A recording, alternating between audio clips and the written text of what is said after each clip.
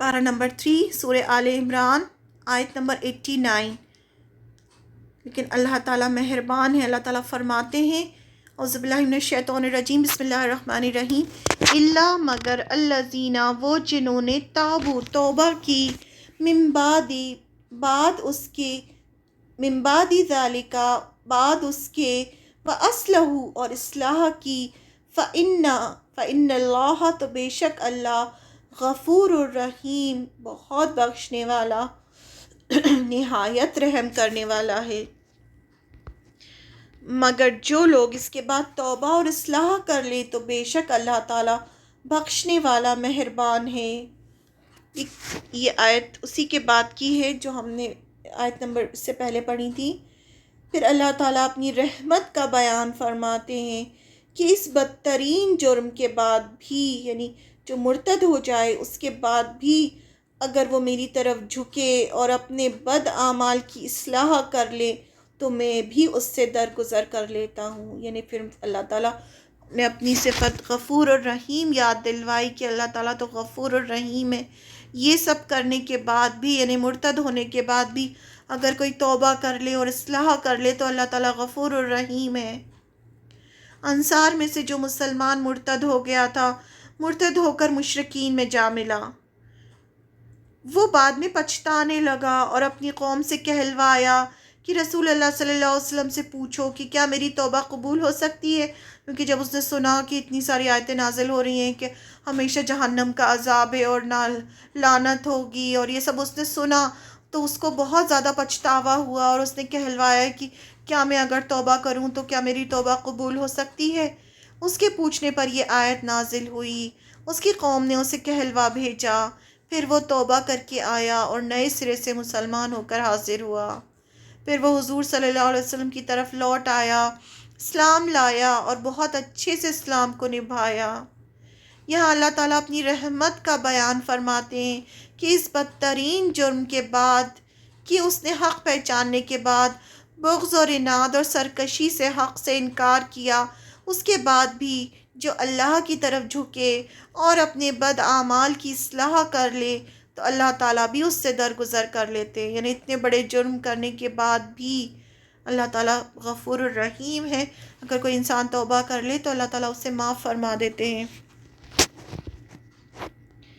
لیکن پھر اس کے بعد ہی فرمایا ہے آیت نمبر 90 میں، نیکسٹ اس کے بعد کی نیکسٹ آیت ہے انا بے شک الذین وہ جنہوں نے کفر کیا بعد ایمانہم اپنے ایمان کے ثم پھر ازدادو وہ بڑھتے گئے کفرن کفر میں لن ہرگز نہ تقبلا قبول کی جائے گی توبتہم توبہ ان کی فاولئک اور یہی لوگ ہیں ہم الضالون جو گمراہ ہیں۔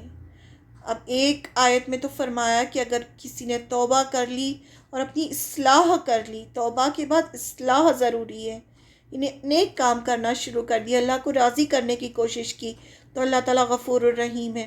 پھر اسی کی اگلی آیت میں فرمایا کہ بے شک جو لوگ اپنے ایمان لانے کے بعد کفر کریں، یعنی پھر مرتد ہو گئے، کفر کر رہے ہیں، پھر کفر میں بڑھتے جائیں، یعنی جو کفر کر رہے ہیں اس میں وہ بڑھتے جائیں، ان کی توبہ ہرگز قبول نہ کی جائے گی، اور یہی لوگ گمراہ ہیں۔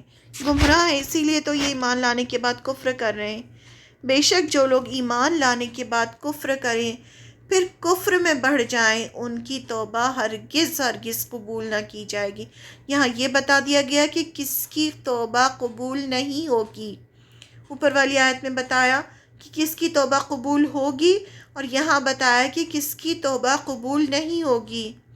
اس آیت میں ان کی سزا بیان کی جا رہی ہے جو مرتد ہونے کے بعد توبہ نہ کریں اور کفر کی حالت میں ہی ان کی موت آ جائے، کفر میں بڑھتے جائیں اور اسی میں مر جائیں۔ جب انسان کی موت کا وقت آ جاتا ہے اور اگر وہ اس وقت اپنے گناہوں سے توبہ کرنا چاہتا ہے تو اس وقت کی توبہ قبول نہیں ہوتی۔ یہی اس آیت میں اللہ تعالیٰ فرما رہے ہیں جب سانس ختم ہونے لگے تو توبہ قبول نہیں ہوتی، یعنی ایک دم انسان کے مرنے کا وقت آ گیا ہے، اب آخری سانسیں اس کی چل رہی ہیں، اسے پتہ ہے کہ وہ ختم ہونے والا ہے، تو وہ کہے کہ میں توبہ کرتا ہوں، جیسے فرعون نے کہا تھا جب وہ ڈوبنے لگا تب کہنے لگا کہ میں بنی اسرائیل کے رب پر ایمان لاتا ہوں۔ تو ایسے وقت کی توبہ جو ہے وہ قبول نہیں ہوتی۔ ایک بار ایمان لا کر پھر کفر پر مرنے والوں کو اللہ تو پروردگار عالم ڈرا رہے ہیں کہ موت کے وقت تمہاری توبہ قبول نہیں ہوگی۔ جیسے دوسری جگہ یہ آیت آتی ہے کہ آخری دم تک یعنی موت کے وقت تک گناہوں میں مبتلا رہنے والے موت کو دیکھ کر جو توبہ کرے وہ اللہ کے یہاں توبہ قبول نہیں، اور یہی یہاں بھی ہے کہ ان کی توبہ ہرگز قبول نہ ہوگی، اور یہی وہ لوگ ہیں جو راہ حق سے بھٹک کر باطل راہ پر نکل گئے، سیدھے راستے پر جا رہے تھے، ایمان لائے لیکن شیطان نے انہیں بھٹکا دیا اور انہوں نے ٹرن لے لیا، اور لے کے وہ دور بھٹک کے گمراہ کون ہوتا ہے؟ جو اپنی راہ گم کر دیتا ہے، سیدھی راہ گم کر کے وہ بھٹکا اور بہت دور نکل گیا، یعنی صحیح راستہ چھوڑ کر بھٹک گیا۔ سورہ نساء کی آیت نمبر 18 ہے، ان کی توبہ نہیں جو برائیاں کرتے چلے جائیں یہاں تک کہ جب ان میں سے کسی کے موت آ جائے تو کہہ دے کہ میں نے اب توبہ کی، اور ان کی توبہ بھی قبول نہیں جو کفر پر ہی مر جائیں۔ یہی لوگ ہیں جن کے لیے ہم نے دردناک عذاب تیار کر رکھا ہے۔ تو یہ اللہ تعالیٰ نے خود فرمایا ہے۔ توبہ کی شرطیں، اللہ سے توبہ کرنے کی کچھ شرطیں ہیں، ایسے ہی نہیں کہ صرف انسان توبہ کر لے اور پھر وہی کام کرنا شروع کر دے۔ توبہ کے دروازے ہمیشہ کھلے رہتے ہیں۔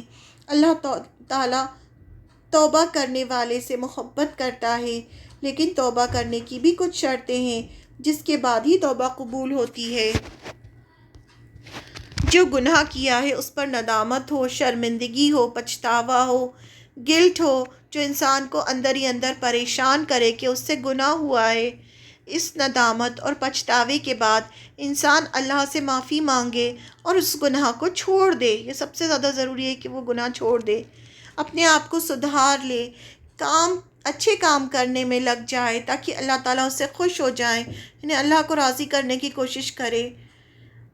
اگر کسی بندے کے ساتھ کوئی زیادتی کی ہے تو اس سے معافی مانگ لے، جو اس کا نقصان کیا ہے اسے پورا کر دے، آگے کبھی بھی وہ گناہ نہ کرنے کی قسم کھائے۔ موت کے وقت کی توبہ قبول نہیں ہوتی اور نہ ہی مرنے کے بعد میدان حشر میں توبہ قبول ہوگی۔ یہاں 3 طرح کے لوگ بیان ہوئے ہیں۔ پہلا، جنہوں نے اپنی زندگی میں توبہ کی اور خود کی اصلاح کر لی، ایسے لوگوں کی اللہ تعالیٰ نے توبہ قبول ہو جاتی ہے۔ اس انصار نے جو مرتد ہو گیا تھا وہ واپس توبہ کر کے آیا اور اللہ تعالیٰ نے اس کی توبہ قبول کر لی۔ پھر دوسرا، مرتے وقت توبہ قبول نہیں ہوتی، جیسے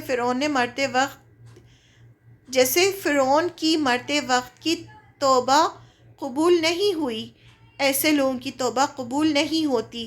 تیسرا، ایسے لوگ جو کفر کی حالت میں مر جائیں اور قیامت کے دن توبہ کریں، ان کی توبہ قبول نہیں ہوتی، چاہے وہ پھر زمین بھر سونا بھی اس وقت فدیے میں دینا چاہیں۔ وہ کہیں قیامت کے دن کہیں گے کہ اللہ تعالیٰ ان سے پوچھیں گے کیا تم زمین بھر کے اگر تم سونا دینا چاہو دو گے؟ اگر اس عذاب سے بچنا چاہتے ہو تو وہ کہیں گے ہاں ہم ضرور دیں گے۔ تو ایسے لوگ قیامت کے دن بھی کسی کی توبہ قبول نہیں ہوگی، قیامت کے دن بھی توبہ قبول نہیں ہوگی اور ان کے لیے دردناک عذاب ہے۔